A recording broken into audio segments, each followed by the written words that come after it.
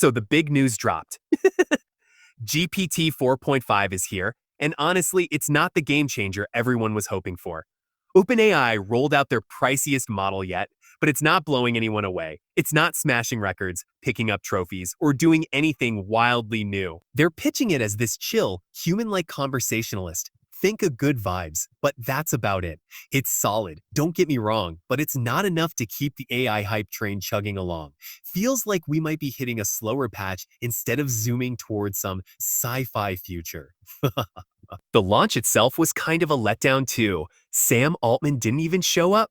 He sent some team members to handle it instead. And this is for a model tied to something big like Orion. A couple of years back, in 2023, tech bigwigs were freaking out about massive AI models like this, even pushing for government rules to keep them in check. Sam was part of that conversation too. So you'd think he'd be there to hype it up, right?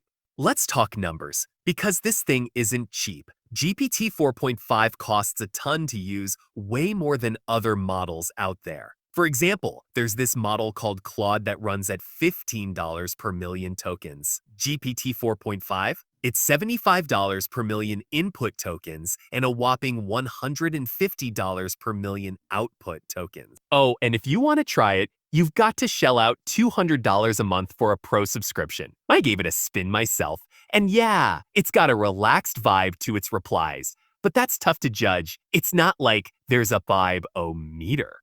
OpenAI did mention some new vibes benchmark at the launch, which is supposed to test how creative it is. Sounds cool, but the real test is chatting with it yourself. People online ripped into the presentation. Fair enough, it wasn't flashy, but I thought the team did okay. They say it messes up less often than older models, but I still caught it tripping over basic stuff.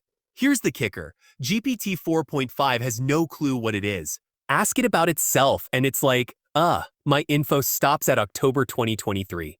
It did nail how many R's are in a strawberry, which felt like a win, but then it flubbed the L's in Elahena.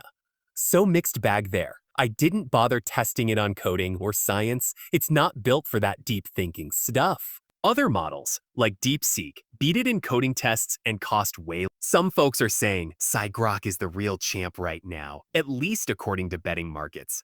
Not my take. Just what's out there. OpenAI is still favored to lead by 2025, but people aren't as confident as they used to be. That's tricky for them. They're raising billions to go full on for profit and need to prove they're worth it. Sam Altman's out here saying there's no limit to how big these models can get, but that takes insane cash. Think trillions from investors like SoftBank or Saudi funds to build massive data centers.